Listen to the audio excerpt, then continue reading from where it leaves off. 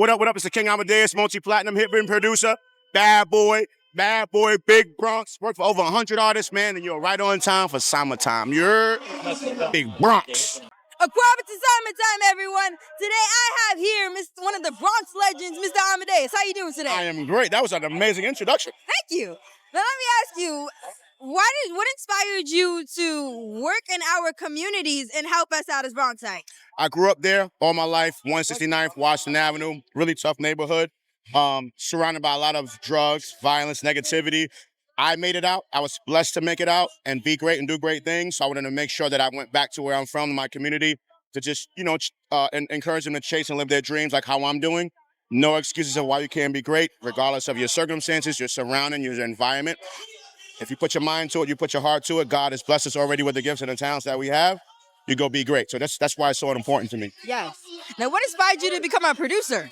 I really couldn't go outside when I was younger. So the only reason my mother would let me go outside was to go to school or church, right? So when I picked up music, it was the only thing that she would say yes to. I played music in school. I played music in church. So whenever I said I'm going to church or school, it was always a yes.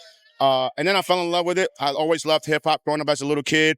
Didn't know that I would be a drummer. Didn't know I would be a music producer. Just knew I loved hip hop. And then, that, like I said, that was my outlet. It was the thing that kept me out of trouble and doing the right thing. And here we are 25 years later. Yes. Now, what is one thing that you wish you learned sooner when it came to your career? Wow, that's a really good question. My mother would always say, be careful with the people you surround yourself with. Be careful of your friends. And I don't really think I listened to that part.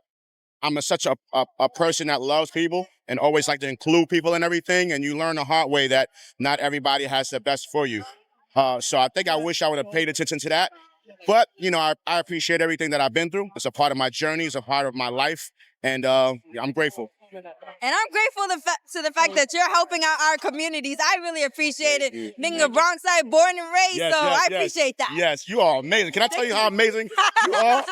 There are grown people that don't speak as great as you speak, that don't ask the questions that you ask.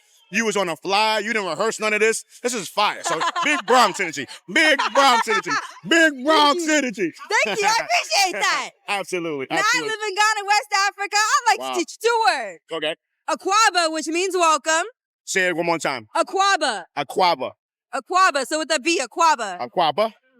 Etese, which means how are you? Etese. Perfect. Wow. And there's one more. Madasi, which means thank you. Madasi. So Madasi. Yeah. Madasi, young queen. And Nesu Madasi, which means thank you also. Love that.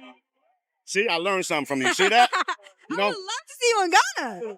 We played. I've been to Ghana twice.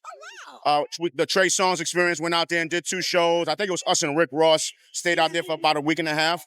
Really an amazing experience to go back to the motherland. So yes, I got to go back with you though. I got to tell them I know you when we go back. Then make sure I'm good. You know what I'm saying? And the funny thing about it, I've been able to interview Mr. Usher, so that's dope. Wow. See, you're the legend. You're the legend. I appreciate it. Thank you. And until next time on Summertime.